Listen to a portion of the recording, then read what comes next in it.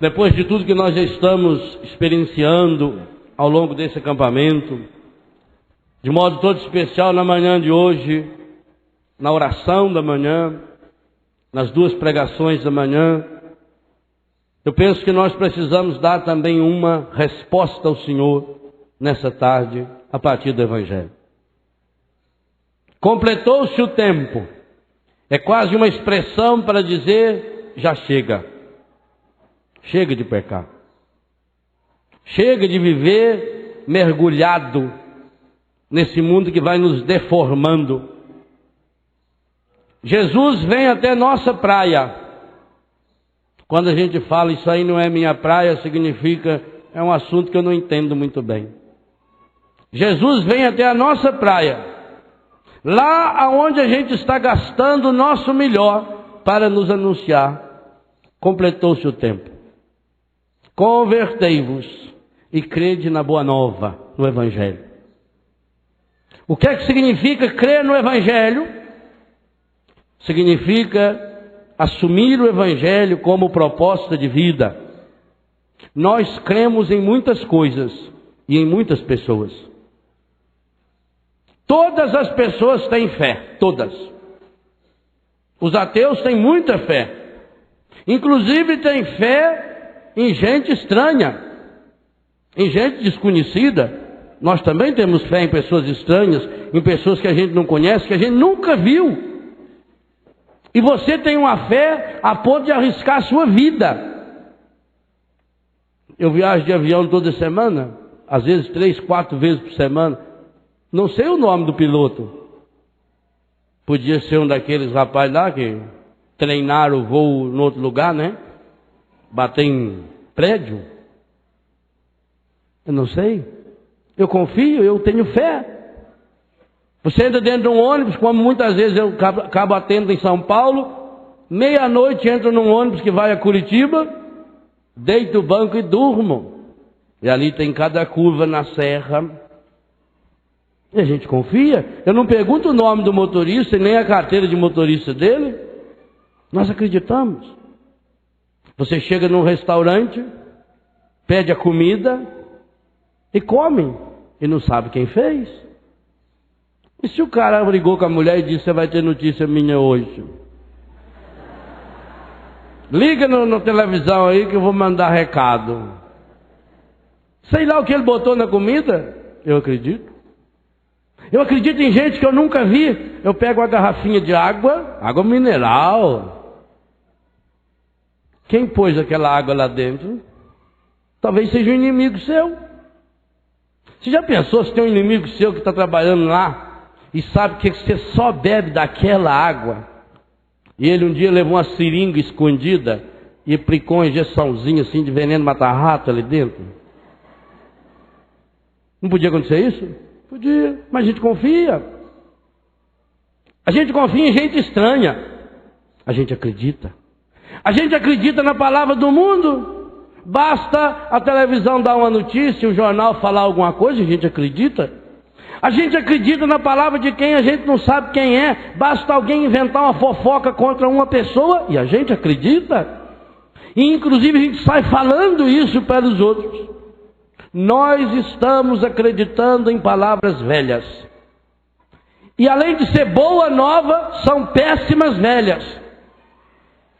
São velharias medonhas, horríveis, que nos matam, que nos cegam, que vai nos despersonalizando. E não acreditamos no Evangelho. Porque nossa vida vai mal. Porque não tomamos posse da graça de Deus. Ficamos quase igual a Ana na primeira leitura. O nome da rival dela, a tradução saiu errada. Aí está que é Fenena. É veneno. Esse é o nome dela. Que todo ano ficava atazanando a Ana. E embora o Elcana não dava o cano na Ana, e lhe amava em dobro, mais do que 10 filhos, ela não tomava posse do amor do marido. Ela ficava brava com a venena. O veneno já estava dentro dela. E por isso ela vai entrar na angústia. Ainda bem, quem continuar lendo Samuel vai perceber que ela vai chorar as mágoas para Deus. Vai derramar o coração diante de Deus. Porque nós estamos vivendo a péssima velharia, as notícias estragadas do mundo, as notícias estragadas do pecado, não tomamos posse do Evangelho em nossa vida. E Jesus que vem na nossa praia, se apresenta para nós. Completou-se o tempo, já chega. É preciso dar um basta. Nós somos de Deus, nós não somos do encardido, nós não somos do demônio, nós somos de Deus. Mas se nós não acreditamos nisso, quem é que vai acreditar? Só que para tomar posse dessa graça, Jesus mesmo já anuncia o caminho. Convertei-vos. O que é converter? É mudar o rumo, é mudar de direção. Converter, segundo o versículo 17, 18 e depois o 20, é largar tudo: o barco, o trabalho, o pai, os empregados, tudo. Olha tudo que eles deixaram. Segui-me e eu farei de vós pescadores de homens. E eles imediatamente, lá em cima já diz, completou-se o tempo, deixaram as redes e seguiram. Versículo 20, imediatamente Jesus os chamou, e eles, deixando o pai no barco com os empregados, puseram-se a seguir Jesus. Imediatamente, na hora. Nós não nos convertemos porque não vivemos da hora. Nós ficamos protelando as coisas. Ah, quem sabe eu vou deixar. Ah, se Deus me ajudar um dia eu vou deixar. Ah, se isso acontecer na minha vida eu vou mudar. Por isso não muda? É imediato. Eles largaram tudo: o pai, a barca, os peixes, a profissão, os empregados, tudo. Desde as relações mais íntimas de família. Significa o seguinte: se a minha família está me levando para o inferno, eu tenho que me desatar dela. E eu não posso viver com quem me leva para o inferno. Eu não posso deixar o inferno entrar dentro da minha casa. Que seja através do meu pai, através da minha mãe, que seja através dos meus irmãos. É preciso converter. Aliás, Ezequiel capítulo 18 fala isso de modo com todas as letras. Não pense que porque o pai come uva estragada, o filho vai ficar com o dente feio. Cada um vai ser responsável. Cada um de nós é chamado a romper com o pecado. Então eu preciso perceber o que está me levando ao pecar. O que está me prendendo. Porque não acreditamos que somos de Deus. Vamos tornando-nos pessoas fracas. Vocês imaginam a seguinte cena. Uma assembleia, quem sabe do tamanho dessa aqui, talvez um pouco menor, mais ou menos 3.000 e poucos bispos, cardeais e padres do mundo inteiro, reunidos em Roma, para a abertura do Concílio Vaticano II. João 23, Papa cujo corpo está intacto ainda na Basílica, desde Pentecostes do ano passado. João 23, aquele homem que foi escolhido para ser Papa, segundo a imprensa, porque quando o Papa Pio XII morreu, a imprensa dizia que a igreja já tinha um candidato a Papa. De fato era um homem muito santo, que estava sendo muito bem preparado, que depois se tornou Papa, que foi Paulo VI. Mas como Paulo VI era muito novo, então foi escolhido João 23, o patriarca de Veneza. Um homem muito simples, um homem colono. Na opinião da imprensa, um homem que não ia mexer com nada na igreja. Ele já era meio velhinho, ele estava ali, quem sabe, por 2 ou 3 anos para cumprir uma vaga. E depois, então, que ele morresse, vinha o verdadeiro Papa. Era isso que a imprensa pensava. Mas não era o que Deus queria. E João 23, aquele homem cheio do Espírito Santo, convocou o Concílio Vaticano II. E na abertura do Vaticano II, imaginem a cena. Isso há 40 e tantos anos atrás. Todos os bispos vestidos a caráter, como o bispo se vestia há 40 anos atrás. Sua Santidade o Papa entra no auditório. Eu acho que não foi nem no auditório, acho que foi no saguão principal da Basílica de São Pedro. Tenho impressão. Lotado. E qual foi a primeira palavra de sua santidade? Ele falou em italiano. Eu não vou falar italiano que vocês não sabem, nem eu. Não tem jeito, né? Ele tomou o microfone, com aquele sorriso gordo e maravilhoso. Ele olhou para aqueles bispos cardeais e começou a sua palavra de abertura do Vaticano II. Irmãos do episcopado, peçamos a Deus a graça da nossa conversão. Quando João 23 falou essa frase, teve bispo que desmaiou na hora. Teve bispo que se levantou imediatamente e se retirou da igreja. Lefebvre foi um deles. Desligou-se da igreja católica. Ainda hoje no Brasil há um grupo de católicos, no estado do Rio de Janeiro tem um grupo ainda bastante acentuado, que não aceita a renovação da igreja, que celebra a missa em latim. Muitos desses seguidores ainda de Lefebvre. Ele não aceitou? Onde já se viu o Papa, sua santidade o Papa, falar para nós bispos que nós precisamos nos converter? Conversão é para os pagãos, conversão é para os judeus que mataram o Senhor, conversão é para os ateus, mas para nós bispos da igreja, príncipes da igreja, eles não aceitaram. E não foi só Lefebvre não, Lefebvre foi o mais conhecido. Aqui do Brasil tiveram alguns bispos. E se tiver alguns que não tiveram a coragem de se levantar, quando voltaram nas suas dioceses, deixaram muito claro pelos seus escritos que não aceitariam um Papa fazer um convite desse. Pois João 23 estava sendo um grande profeta naquele instante, que nós precisamos repetir essa profecia hoje. Em primeiro lugar, nós precisamos olhar para nós, sacerdotes, religiosos, religiosas, seminaristas, consagrados, leigos, leigas, homens e mulheres, jovens, cristãos e cristãs, e dizer para cada um de nós: convertei-vos e crede no Evangelho. Por quê? Porque infelizmente muitos de nós católicos acreditamos numa porção de coisa, menos no Evangelho. Muitas e muitas vezes, a começar de nós padres, acreditamos mais em normas que se escrevem, ou no último livro que o teólogo da libertação, não sei do que libertação que é essa, escreveu.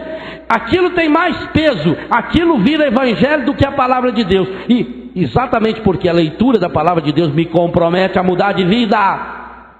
Enquanto eu estou lendo esses outros textos que existem por aí, que fala bonita, que fala da reforma disso e daquilo, da libertação daquilo, eu estou falando de coisa que está longe. O Evangelho olha na minha cara, o Evangelho vem na minha fuça, e Jesus mete o dedo na minha cara e diz: você, eu, Léo, você, cada um de nós tem que mudar de vida, porque senão nós vamos afundar como tantos já afundaram. Isso não é fácil, não é gostoso ouvir o Evangelho de Jesus, porque nós estamos acostumados a arrumar culpados para as nossas derrotas. Somos especialistas em achar culpados. Aliás, quem nos ensinou isso foi o encardido, que já ensinou Adão e Eva. Eu falei isso aqui nesse palco. Quando Deus vem humildemente chamar Adão e Eva para se converter, a primeira coisa que eles fazem é se esconder de Deus. Para mim é o versículo mais terrível da Bíblia. Adão e Eva se esconderam da face de Deus no meio das árvores do paraíso. E Deus humildemente vai atrás. É Deus que vem atrás. Como vem atrás de mim e de você. Como foi lá na praia de Pedro, de André, de Simão, de Tiago, de João. Ele vem na nossa praia. Ele foi lá atrás de Adão e Eva. E ele vem como alguém que precisa. Ele chama Pedro, e chama André, chama Tiago, chama João, chama o Léo, chama você como alguém que precisa. Ele vai até Adão e Eva humildemente. Mas Adão e Eva, quando Deus perguntou o que aconteceu, ele pôs a culpa na mulher e em Deus. Isso é terrível. O que aconteceu, Adão? Culpa não é minha. A mulher que o Senhor fez. Então se tem o culpado é ela ou é o Senhor? O Senhor que fez, para que o Senhor fez desse jeito? Eu não pedi para nascer. Também vai pedir para nascer, se você não existia, só anda. Vai pedir que jeito? Quem não é, pede o quê? A mulher. Aí Deus vai na mulher. Deus já é humilde demais. Ele vai lá: minha filha. Não é culpa minha não. Foi a cobra. A serpente. Mas a serpente pegou a maçã e pôs na sua boca? Ou seja lá a fruta que foi? Porque essa fruta é aqui dentro. Claro que lá é uma linguagem de analogia. Mas vocês vejam que até na linguagem de analogia aparece o terrível do pecado. Nós estamos sempre procurando culpados. As coisas não vão bem na minha vida, porque quando eu nasci era assim. Porque eu sofri muito quando eu era pequeno. Porque quando eu era criança me faltou isso. Porque fulano fez isso e aquilo. Nós somos especialistas em achar culpados para as nossas derrotas. Jesus, ele não vem com culpas e com desculpas. Ele não culpa a doutrina capitalista, ele não culpa a filosofia não sei do que, ele não vai falar do proletariado, ele não vai falar da reforma não sei das quantas. Jesus olha para mim e para você e diz: muda em primeiro lugar o seu coração. Sai dessa vida de pecado. Quando? Imediatamente, agora. Mas Senhor, será que não podia ser depois? Mas eu gosto tanto. Por que a gente peca? Porque o pecado na hora é gostoso. Se fosse ruim, ninguém pecava. Ninguém confessa que deu martelado no dedo. O pecado é bom na hora. Ele é agradável. Ele engana. Mas tem que ser imediato. Esse imediato. Como é que eu vou viver? Eu já estou acostumado a viver assim. A gente vai se acostumando porque o pecado vai embromando a gente. E a gente vai acreditando nele. O evangelho é duro. O evangelho não põe culpa em ninguém. O evangelho não acha desculpa para nada e para ninguém. O evangelho diz: você precisa mudar de vida. O que você precisa mudar de vida? É você. Não é seu pai, não é sua mãe, não é seu marido, não é sua... padre, irmão, o meu problema é meu marido, padre. Eu rezo e ele não muda. Por isso que ele não muda. Porque a senhora, embora esteja rezando, está cada dia pior. Eu tenho que ser melhor. Sou eu que preciso. Jesus olha para cada um de nós. A grande mudança do universo inteiro tem que começar em mim. João 23 sabia muito bem que o mundo precisava mudar, mas ele oferece essa proposta de mudança para a igreja em primeiro lugar. João 23 sabia muito bem que o Espírito Santo queria renovar a face da terra inteira, mas ele sabia que tinha que começar pela sua igreja, pelo Papa, pelos bispos, pelos padres, e hoje volta esse mesmo tema para nós. O que adianta eu ficar achando culpados? Na minha cidade a igreja é vazia, porque o padre da minha cidade, ele é contra isso. O padre da minha cidade não deixa rezar em língua. Ora, reza em língua no banheiro da sua casa. O padre vai lá no banheiro e fala assim: fecha a porta que ele não vai. Liga o chuveiro e começa.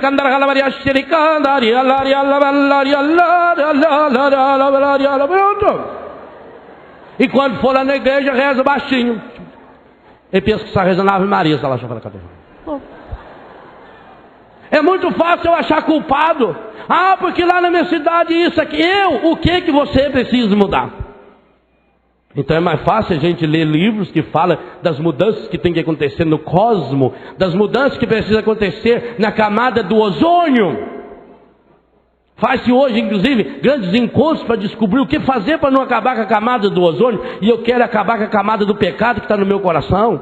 Porque com ozônio ou sem ozônio eu vou acabar indo para o inferno. E isso que é terrível. Hoje nós nos preocupamos com o meio ambiente, com a natureza, e não percebemos o seguinte: a natureza está do jeito que está porque eu e você estamos no pecado. O nosso pecado interfere na natureza, e isso está na Bíblia. Muda a Bíblia então.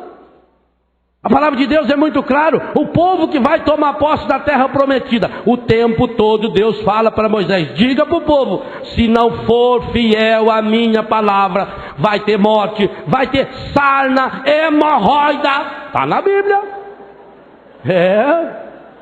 Próxima vez que eu tiver essas bênçãos, eu vou pensar melhor. Então muda a Bíblia. Doença de pele, lá fala bem claro: sarna, depois fala hemorroida, trisa. Lá no senhor fala as garrafadas para acabar com a trisa. Se você não ficar fiel à minha palavra, o tempo todo Moisés disse para o povo: você vai perder tudo que ganhou. Insiste na palavra, fala oportuna ou inoportuna, ensina o pai a ensinar a palavra para o seu filho, está aqui. Retome a leitura do Êxodo, do Números, do Levítico, do Deuteronômio, o tempo todo. A cada 3, 4 capítulos. E Deus disse a Moisés: vai lá e fala para o povo. O povo não está vivendo bem. Moisés, desce logo daqui. O povo já fez para si um bezerro de ouro, já está adorando, corre. E o coitado do Moisés corre. Gente, o homem tinha 80 anos. E fraco, estava 40 dias sem comer. Para receber a lei. Quando chega lá, aquele velhinho que era só caco, não aguentava nem as tablinhas da lei. Gago ainda. Nem com um gago falando a palavra eles guardaram. Porque gago demora para falar que o Senhor falou que você tem que. Deus é muito sábio, ele escolheu um gago porque sabia que o povo é mais lerdo para ouvir ainda. Para um povo que é gago no ouvido, tem que achar um gago na voz. E o povo caía. E cada vez que o povo se afastava da palavra, o que acontecia? Doença, derrota, desemprego, praga na natureza. As pragas do Egito, consequência do pecado. Todas as desgraças, até os animais selvagens, a Bíblia diz que é consequência do pecado, que quando a pessoa se mete no pecado, tudo que está à sua volta se contamina. Meus irmãos, nós estamos contaminando o mundo em que vivemos, mas não contaminando com a camada do ozônio, nós estamos contaminando com a camada do pecado.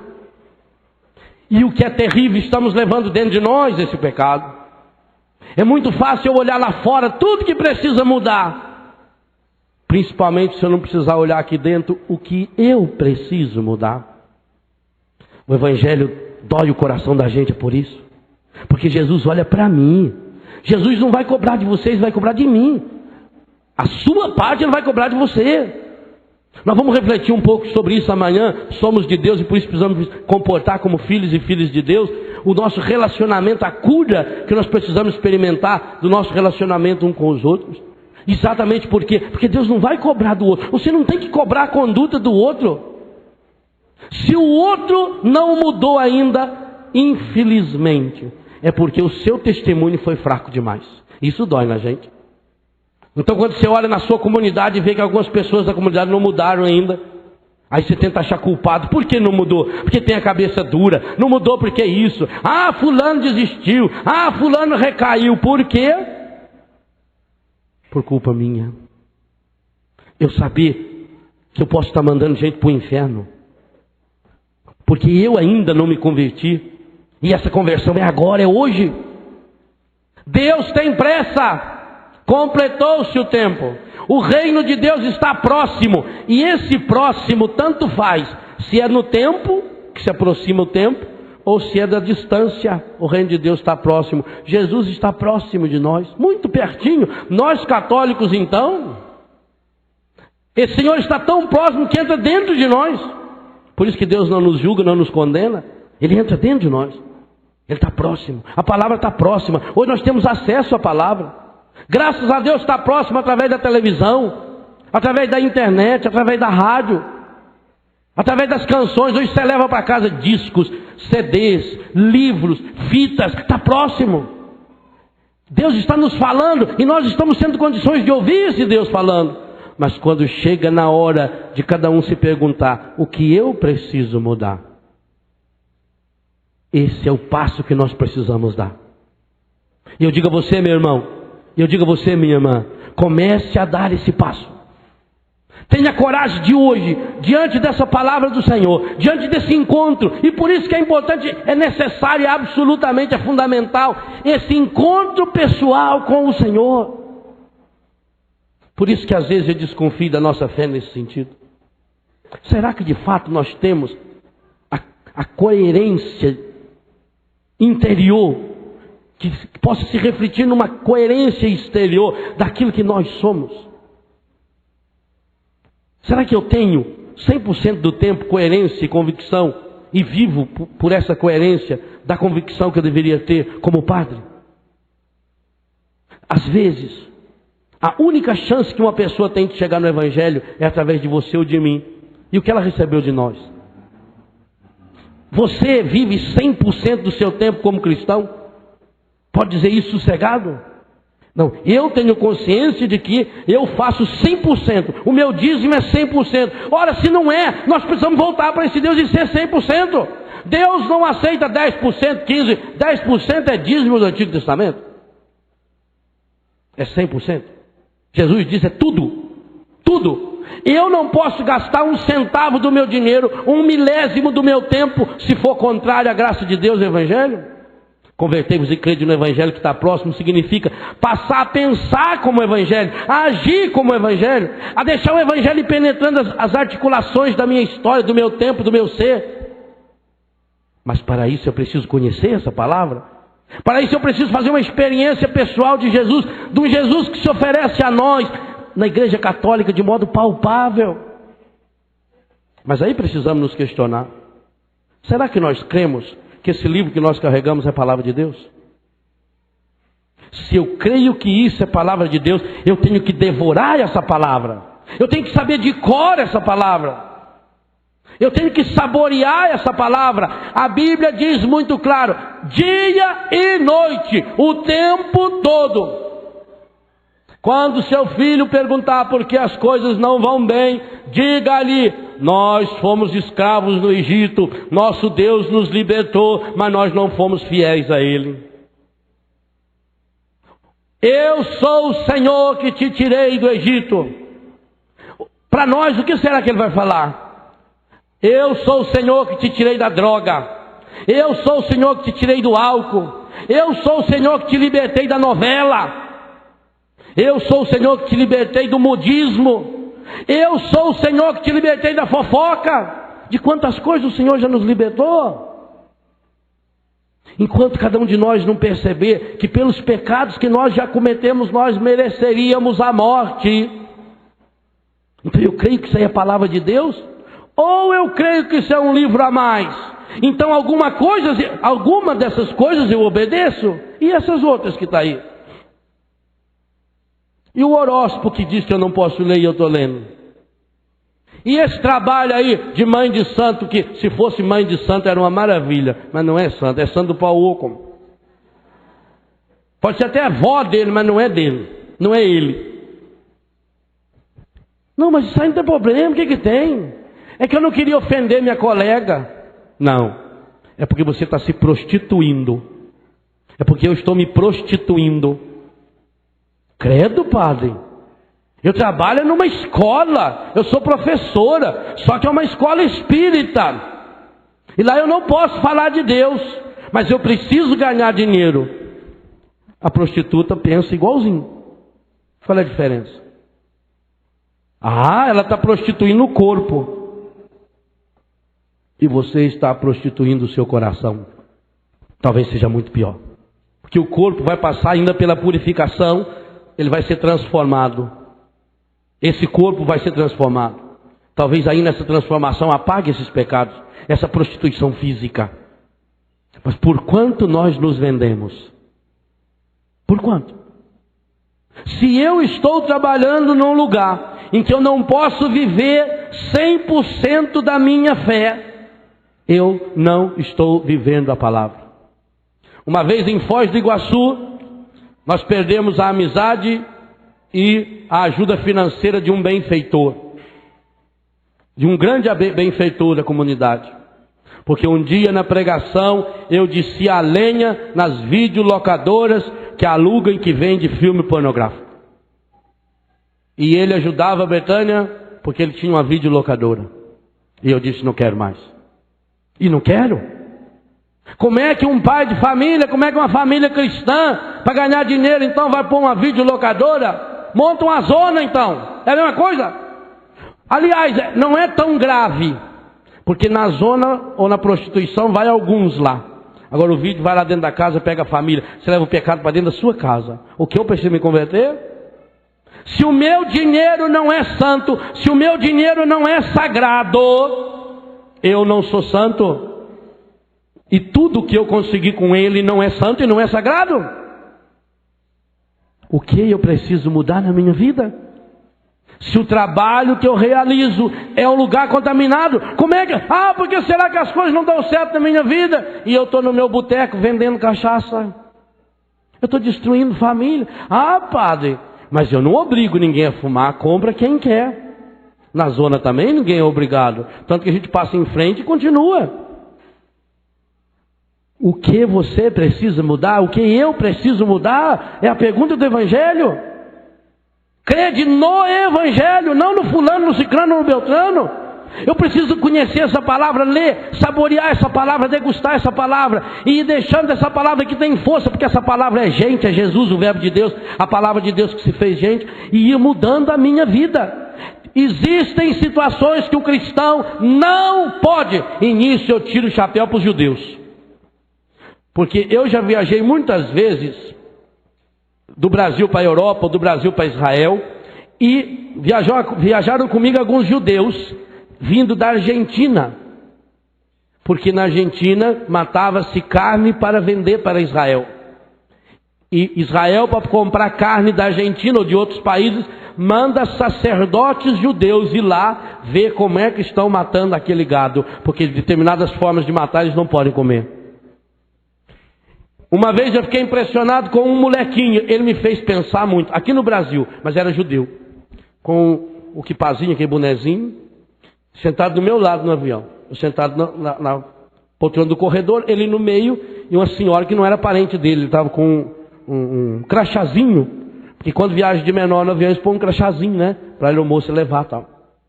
Aí veio e serviu a refeição, e tinha um espetinho de carne, tinha carne branca, carne amarela, um pimentão, um negócio assim, né? Ele pediu para mim, o senhor podia, por favor, chamar a aeromoça? Aí apertei a buzininha lá, ela veio. Ele perguntou para ela, do que é essa carne? E ela disse, desculpe, eu não sei. Ele disse, obrigado. E deixou de lado. Bem, se não sei, podia comer. E eu fiquei aquilo me questionando. Um molequinho desses conterrâneo de Jesus, que não aceitaram Jesus como Salvador, mas que estão sendo salvos pela fidelidade à palavra do pouco que eles conhecem. E eu? O que eu sou capaz de renunciar? Ninguém está me vendo? Quem estava vendo aquele molequinho? A família dele não estava ali, ele estava com um negocinho no pescoço. Além disso, a aeromoça disse que não sabia que carne era aquela, mas ele sabia que, se possível fosse de porco, ele não poderia comer. Se tivesse sido frita na banha do porco, ele não poderia comer. Ele não come porcaria. E eu como porcaria? Comer. Eu era apaixonado numa família da Assembleia de Deus quando eu era moleque. Quando eu tinha lá uns 14, 15 anos, cheguei até a pensar em ir para a Assembleia de Deus. Porque eu era amigo de um rapazinho da Assembleia, e porque tinha uma menina lá na Assembleia que era muito bonitinha, eu estava meio interessado nela, né? Cheguei aí nos 3 ou 4 cultos lá, mas depois que falou que eu tinha que ir lá na frente aceitar o senhor, aí eu fui, né? Mas eu era fã daquela família, porque eles não tinham televisão em casa. Hoje eles já têm televisão. Embora selecione os canais de televisão que assiste, os programas que assiste. Aliás, eu queria mandar um abraço muito especial para a comunidade Sara Nossa Terra. Eu recebi um cartãozinho de um grupo dessa igreja dizendo que nos assiste. E eu fiquei muito feliz com isso. É assim que Deus está sarando de fato a nossa terra, levando a palavra de Deus ao coração de tantas pessoas. Então eu era fã daquela família porque eles tinham a coragem de mudar o canal, a coragem de desligar e dizer, não, eu não posso assistir isso aí está me contaminando. O que eu preciso me converter que entra dentro da minha casa? Gente, uma família que assiste essas porcarias, essas escolas de trouxa que são muitos programas da televisão, o Faustão, o Gugu, e aqui eu estou falando o nome próprio deles, e estou falando no meu nome, Padre Léo, assina embaixo, é meu nome, Padre Léo. Porque é uma imbecilidade o que eles fazem, o desrespeito que tem com o nosso povo. Estão levando pecado e destruição para dentro das nossas casas. Agora me diga, se você não tem coragem de mudar de canal, se você é viciado num programa desse, como é que você pode querer que Deus opere transformações e maravilhas na sua vida? Por que Deus não faz milagre na minha vida? Deus não faz milagre na minha vida porque minha fé é pequena, é menor do que a minha doença, é menor do que meu vício. Agora é a hora, imediatamente, deixaram tudo. O que eu preciso deixar? Talvez a pergunta que a gente precisasse fazer hoje, para cada um de nós, é qual, ou o que, ou quem eu preciso deixar imediatamente, para que o reino de Deus entre em meu coração. O reino de Deus está próximo, está muito pertinho. Significa isso? Está próximo, está aqui do lado. Está a um passo. Eu estou muito próximo desse reino. E o que significa o reino de Deus? O reino da cura, da restauração, da libertação, da transformação, da harmonia na família, da prosperidade material, sim.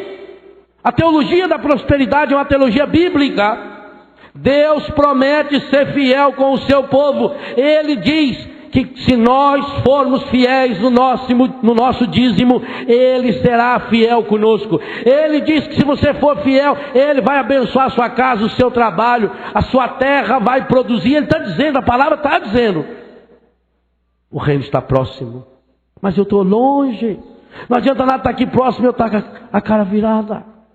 Converter é olhar para o reino. Mas aí quando eu olho para o reino, eu olho para Jesus, eu vejo que tem aqui entre o Léo e o Senhor há obstáculos, sutis e bonitos, suaves. Às vezes é um programa de televisão, às vezes é um vício. Gente, eu levei muitos anos para deixar o cigarro. Eu fumava escondido. Era a cruz que eu tinha, vergonha da minha vida, mas eu tinha. Só não fumava escondido perto da minha família e dos meus amigos íntimos. Senão tinha que ficar escovando o dente. Fumava. A mesma mão que consagrava a Eucaristia, fumava. O demônio vai fazendo você acreditar. O que tem? Um cigarrinho de vez em quando. Não tem nada demais. Vou me controlando. Mas eu estou pagando dízimo para o demônio. Estou gastando o meu dinheiro. Estou investindo numa indústria que mata. Mas eu só mudo de pecado. Porque eu não tenho coragem de dizer, não, eu não quero mais. Imediatamente. O PHN tem que ser PH de hora, não é só de hoje. Por essa hora, é agora. O tempo que eu tenho é agora. É imediatamente, agora. Ah, mas é muito cansativo. O que tem? Eu vou deixar para outro dia então. Se Deus quiser, quando eu voltar na minha cidade, eu vou começar um regime. Começa hoje. Mas aqui é difícil, padre, aqui na barraca. Talvez a sobra da língua dê já para você passar uma semana sem comer nada. Eu estou protelando. Eu estou deixando para amanhã, para depois de amanhã, para depois de amanhã, para não sei quando. Mas eu gosto tanto dessa pessoa. Se você gosta mesmo, você não queria levar essa pessoa para o inferno. O que dói na gente quando a gente peca com alguém é isso. Até a gente perceber que a gente não ama essa. Se eu estou vivendo uma vida de pecado com alguém, o que me dói nisso? É saber que eu não gosto dessa pessoa. Não gosto para valer, não. Se eu estou levando ela para o inferno. Como é que eu tenho minha esposa, mas tenho um amante que eu gosto dela? Se eu gostasse, eu não ia querer levar para o inferno. Padre, eu gosto muito do meu filho. Se eu falar isso, ele vai ficar com raiva de mim. Então, você quer que ele fique gostando de você ou quer que ele vá para o céu? Pensa bem. Que mãe poderia ficar serena e tranquila sabendo que o seu filho está decididamente caminhando para o inferno e ele vai para lá? A palavra de Deus não muda. Jesus foi muito claro. O Antigo Testamento inteiro é muito claro. Nós somos responsáveis pelas nossas ações. Gente, leiam a vida de Moisés. Que homem fabuloso. Um homem que se lançou para Deus. Um homem que aos 80 anos de idade saiu do Egito e atravessou 40 anos de deserto. Um homem que sofreu pelo povo. Um homem que jejuava. Um homem que subia no monte, passava horas em oração. Ele rezava tanto que o braço dele não aguentava ficar levantado, tinha que alguém me segurar o braço para ele. Um homem de um poder fabuloso, estendeu a vara e o mar se abriu. Estendeu a mão para o céu e choveu maná. Quanto poder esse homem tinha em Deus. A irmã dele que falou mal dele ficou com lepra. Ele rezou por ela e ela foi curada. Que homem, o homem que falava face a face com Deus, mas não entrou na terra prometida. É duro, mas leiam. Quando ele fala em Deuteronômio 30, por exemplo, ele não tem mágoa de não entrar na terra, porque ele sabia que não entrou, porque não se converteu enquanto era tempo. Ele subiu lá em cima do monte, ele enxergou a terra, ele viu Jericó, a cidade mais antiga da terra, mas não entrou na terra, morreu ali. E quem conduziu o povo na terra foi Josué. Deus é justo, Deus é fiel, e Ele vai ser justo comigo e com você. Nós só temos o tempo dessa vida. A conversão é um processo, sim, é um processo, mas tem que começar para valer hoje. Agora, porque é um processo, a pessoa vai indo, não. Chega uma hora que tem que cair do cavalo, igual Paulo. Senhor, quem és? Sou eu a quem tu persegues. E ele levantou dali e começou uma vida nova. Jesus ofereceu a conversão para muita gente que estava num pecado muito pior do que nós. Uma prostituta pega em flagrante adultério, vai e não peca mais. O Zaqueu que vivia há tantos anos no pecado, hoje a salvação entrou na sua casa. O filho que voltou da porcaria que vivia, o pai fez festa, mas eles tiveram que tomar uma atitude. Nós ficamos protelando, porque Deus é misericórdia, porque Deus é amor, porque Deus perdoa tudo. Mentira! Uma das grandes mentiras que dizem é que Deus pode tudo. Deus não pode tudo. Pecar, por exemplo, ele não pode. Deus perdoa tudo. Mentira! A hipocrisia, ele não perdoa. Porque se ele perdoasse, Jesus então não foi fiel a Deus. E seria um absurdo a gente achar que Jesus foi pecador. Por que ele não perdoa os hipócritas? Por que Jesus meteu o dedo na cara lavada dos fariseus e falou para eles: raça de víbora, sepulcro caiado, geração adúltera? Porque não amava eles? Por acaso Jesus tinha mágoa? Não. Porque às vezes é preciso dar um chacoalhão. Às vezes é preciso que morra alguém para que a família se reúna. Às vezes é preciso um chacoalhão. Não é Deus que manda desgraça, não. A nossa história produz desgraça. A nossa ausência de Deus produz as enfermidades. Por que eu estou doente? Eu estou doente porque eu estou vivendo no pecado. Eu estou doente porque eu sou escravo do pecado. Eu estou doente porque eu sou um monte de merda que não tem coragem de dizer não ao pecado. Mas é muito fácil eu achar quem está errado. Coisa mais fácil que tem eu comentar a vida alheia. Tem gente que se reúne só para isso. Tem gente que se torna especialista em falar mal dos outros. Aquela pessoa, quando ela chega num lugar, ela quer falar de alguém, mas não sabe como. Ela vai puxando assunto. Ela vai contornando o assunto. Aí ela puxa um assunto, não tem nada a ver, e vai indo, aí você entra na conversa, e vem vindo. E ela já está preparando, ela já sabe onde quer chegar. Ela quer chegar naquela pessoa. Aí quando alguém cita aquela pessoa, diz: falar nisso. Você falou nessa coisa, eu me lembrei. Quando fizer isso, peça a pessoa que faça assim sempre. Para limpar o veneno. Que às vezes está escorrendo. Limpa o veneno. Aliás, esse veneno até não é muito problemático. O pior é aquele que escorre para dentro. Vai entrar lá dentro do nosso coração. É muito fácil eu achar culpados. É muito fácil eu mostrar o defeito dos outros. Aliás, é uma profissão no mundo, é crítico. Quem são os grandes... Você já viu algum crítico que soube fazer alguma coisa? Cita para mim um crítico de arte que tenha feito uma obra de arte bonita. Um professor de arte que tenha feito um quadro que presta. Ele sabe aqueles rascunhos assim, aqueles riscos, joga uma latinha de guache lá. Isso é arte moderna. Não é muito moderna mesmo. Um crítico de música que sabe fazer uma música. Todos os críticos normalmente não sabem fazer nada. Tanto que jurado de televisão, a única coisa que sabe ser é jurado. Mais nada.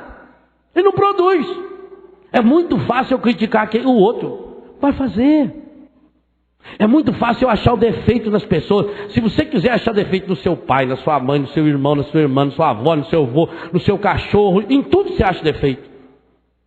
Mas olha para você. Hoje o Evangelho olha para mim, para você. Hoje Jesus chega na nossa praia e diz: convertei-vos. Você precisa mudar de vida.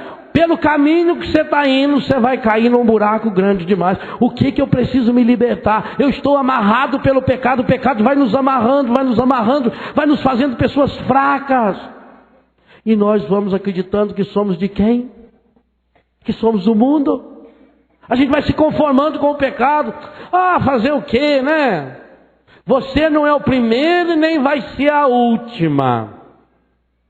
Olha como é que o demônio é. Isso parece uma misericórdia muito grande, né?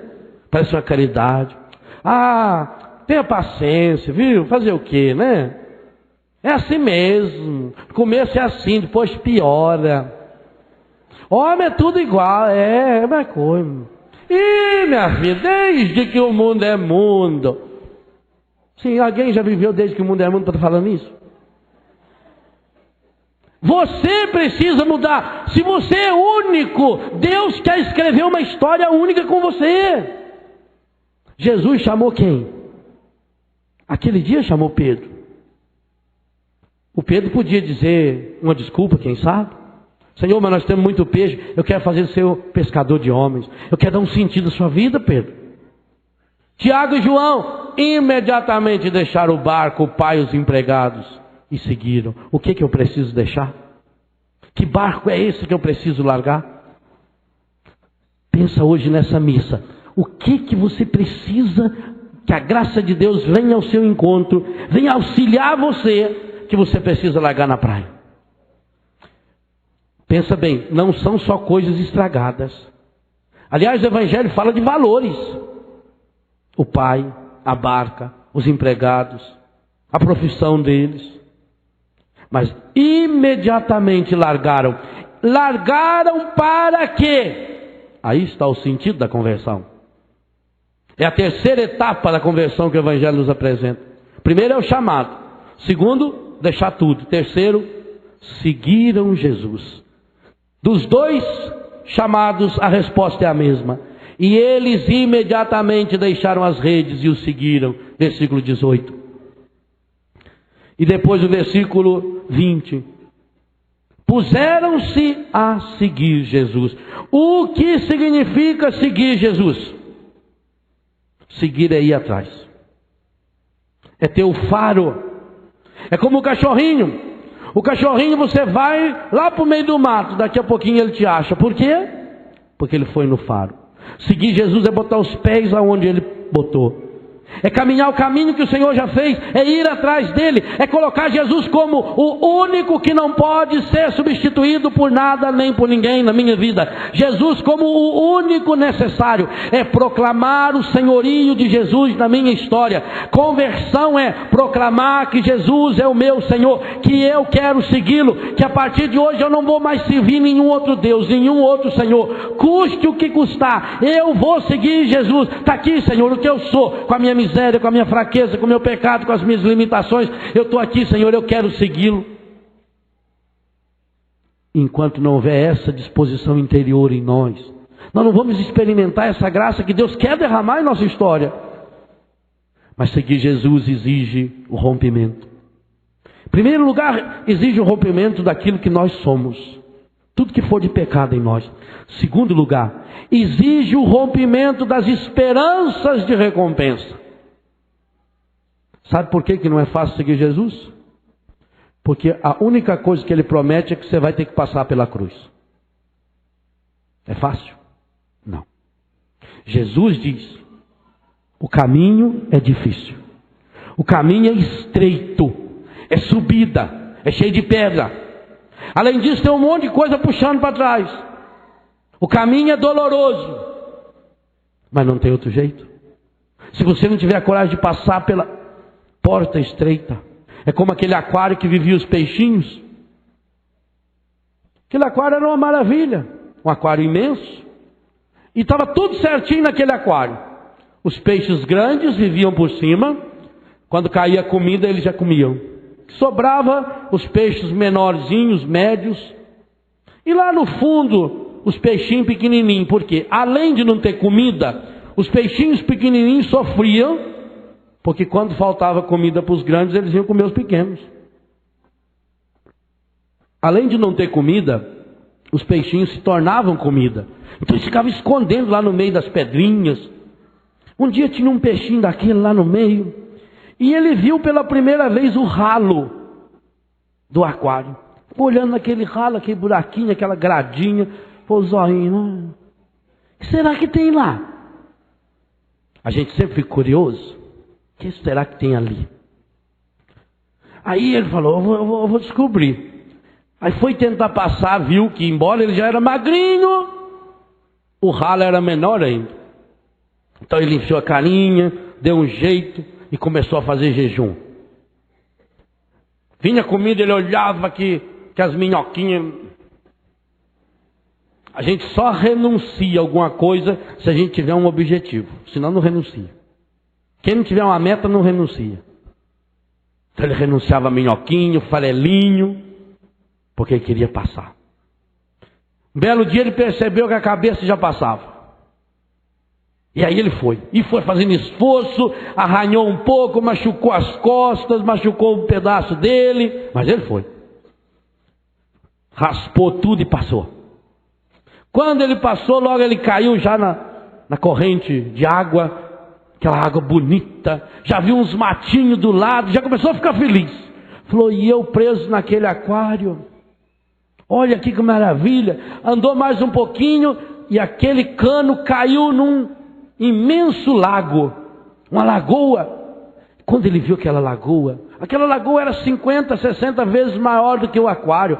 Mas tinha tanto peixe naquela lagoa, inclusive peixe maior do que aqueles peixes que tinha no aquário. Só que aqueles peixes não queriam comê-lo, porque tinha tanta comida, que ele estava feliz ali dentro. E ele pergunta, o que é isso aqui? Ah, isso aqui é um lago. Que coisa linda, o lago é maior que o aquário. E ele foi conhecendo o lago, aquele lago, descobriu que o lago tinha uma saída, perguntou, e essa saída? Ah, vai para o rio. O que é o rio? O rio é um lago que anda, é um lago imenso. Aí eu quero conhecer o rio. E ele então foi para o rio. Quando caiu no rio ficou mais abismado ainda, porque agora a água era cristalina, aquela água corria, aquela água fresquinha, aquele tanto de peixe e outros bichos, e comida sobrando, e ele vai, feliz da vida. Ele acha que ali é o céu. Aí um peixe falou para ele, nada rapaz, maior do que isso aqui é o mar. Ah, então quer conhecer o mar. E foi para o mar.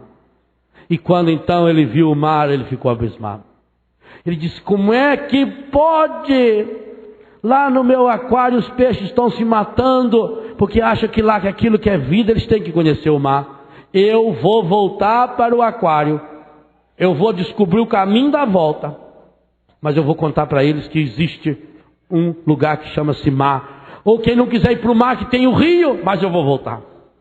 Aí ele conseguiu localizar o rio e começou a nadar. E aí foi difícil, mais difícil ainda, porque estava nadando contra a corrente e subia aquelas corredeiras e ele ia. E foi passando dias e meses e ele foi sofrendo e foi voltando. Entrou por riachos errados e voltava até que chegou naquele lago. Com muito custo conseguiu chegar lá embaixo do aquário.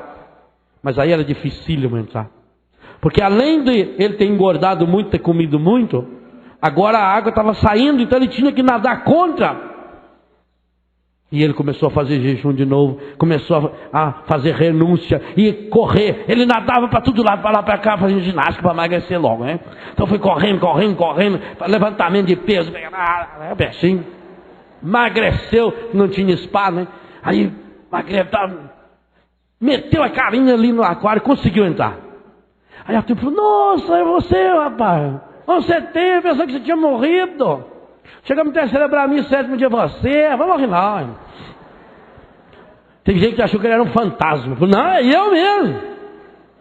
Mas onde você teve? Ah, nem conto para vocês. Conta. Ah, existe um lago maior que o aquário. Que, rapaz? Maior que o aquário não tem, ó, para você ver. Não tem. E depois do lago tem o rio e tem o mar. Alguns peixinhos acreditaram nele. Os menorzinhos.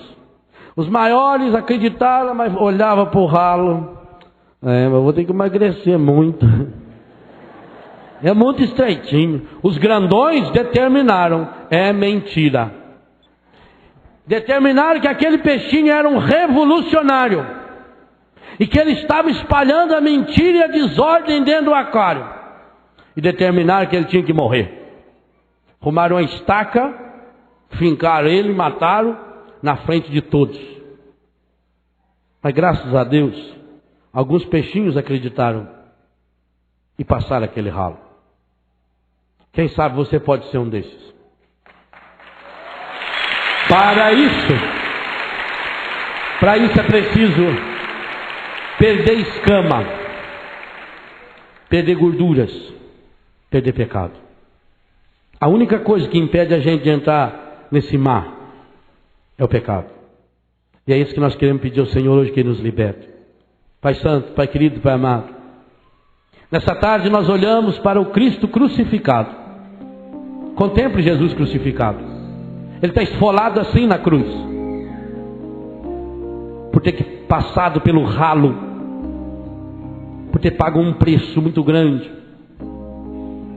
para nos anunciar que existe um lago, muitos riachos, muitos rios, muitos ribeirões, e que existe um mar infinito, imenso, maravilhoso, aonde Deus está nos chamando a entrar nele.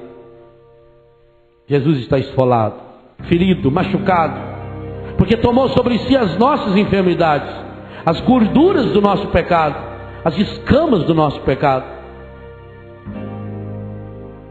E Ele está esfolado assim, coroado de espinhos, machucado e crucificado, para dizer para cada um de nós que Ele está ali do lado.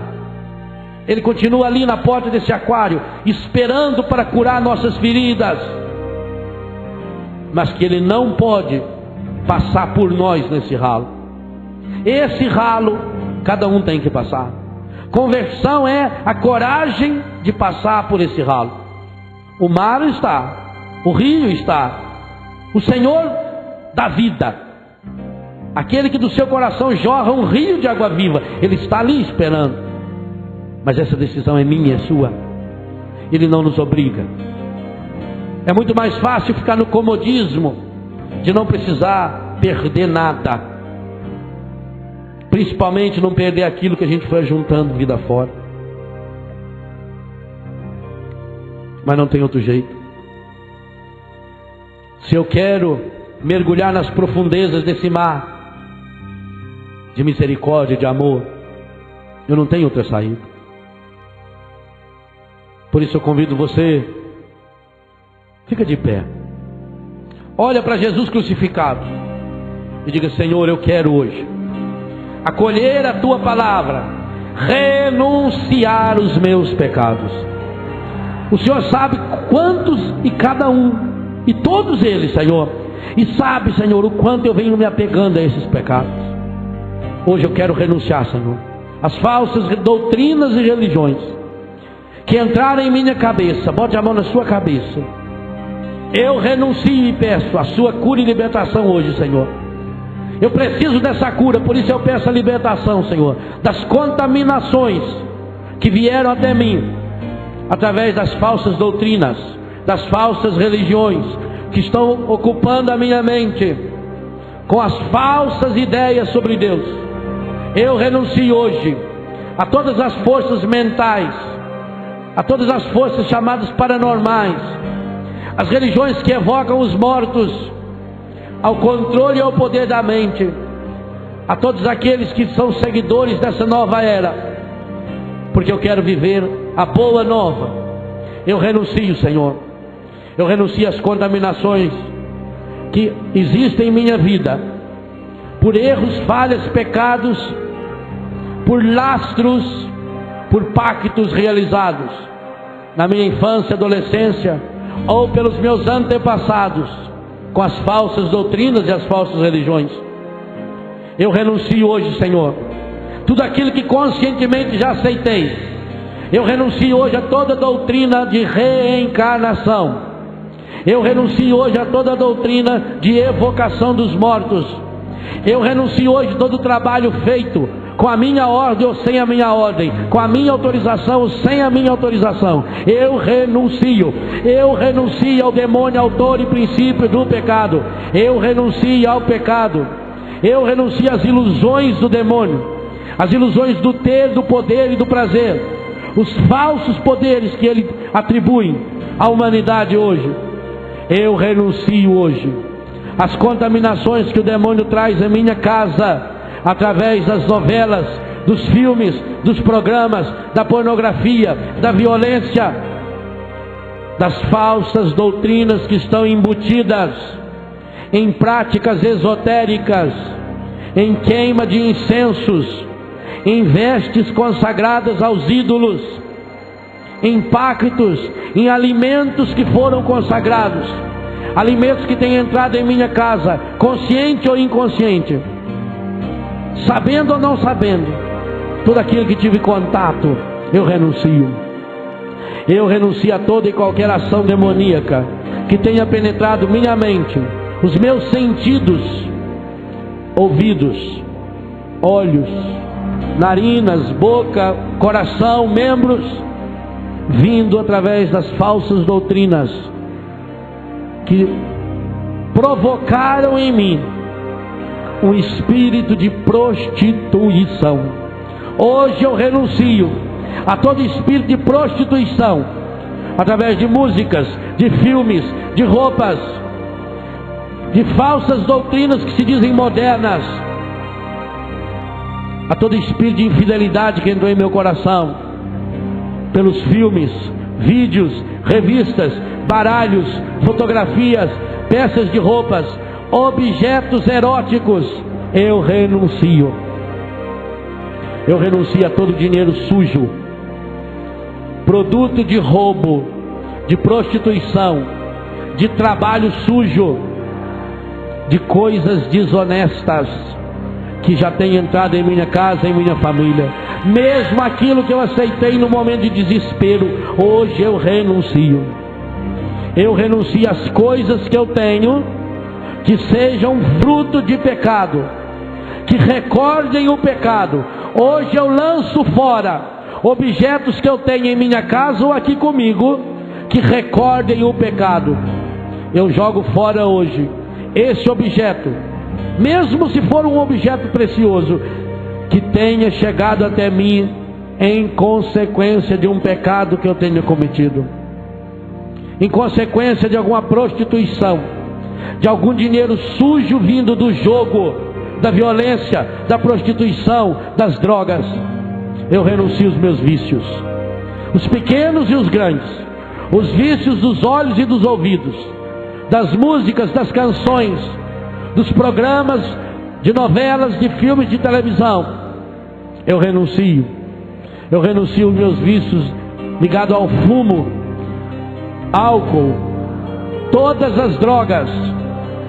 Eu renuncio hoje a tudo aquilo que nos separa, nos divide, que nos impede de vivermos como irmãos e irmãs, ao ódio, a toda forma de violência, a calúnia, a fofoca, a difamação, porque eu quero, Senhor, passar por esse ralo.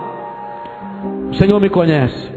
Coloque-se diante do Senhor, vai falando para o Senhor aquilo que você sabe da sua vida, vai falando ao Senhor sem medo das suas contaminações, enquanto nós somos aspergidos por essa água benta. Vai agora falando ao Senhor: lava-me, Senhor, lava essa sujeira, Senhor, lava a sujeira do meu pecado, Senhor, lava a sujeira do meu egoísmo, Senhor, lava a sujeira da minha vida, Senhor, lava a sujeira das minhas mentiras, Senhor, lave a sujeira das minhas hipocrisias, Senhor, lave a sujeira das minhas contaminações, Senhor, lava, purifica e restaura hoje a minha vida, Senhor. Eu quero e eu preciso passar, Senhor, por esse ralo. Lava, Senhor, a sujeira que estão aqui dentro, Senhor, a sujeira que impediram-me e que estão me impedindo de enxergar o Teu reino, de ouvir Tua palavra, que enfraquecer a minha vontade, as minhas decisões. Lava-me, Senhor. Fortaleça, Senhor, as áreas fracas da minha história. A minha vontade é muito fraca, Senhor. Eu quero começar um projeto novo e não consigo. Eu prometo uma coisa, mas eu já caio, Senhor. Lava, Senhor, as sujeiras. Lava a minha vontade, Senhor. Lava a minha inteligência, Senhor. Sim, Senhor, que essa água pura essa água benta santifica a minha história. Lava, Senhor. Lava tudo que eu sou. Lava e abençoa o que eu tenho. Essa água é de libertação, mas é de bênção. Essa água que é jogada sobre nós, ela vai abençoando também os objetos que você tem. Consagre os seus objetos, o seu corpo, a sua roupa, as pessoas que você traz no coração, nas fotografias. Apresente para ser aspergidas também, para que elas sejam libertas e abençoadas. Lava, Senhor. Restaura, Senhor. Entrega a sua família ao Senhor. Senhor, lava minha família. Restaura minha família. Purifica minha família. Liberta minha família, Senhor, do egoísmo, da mentira, do ódio, do pecado, da pornografia, da violência, Senhor. Purifica, Senhor. Eu não me acostumei nas terras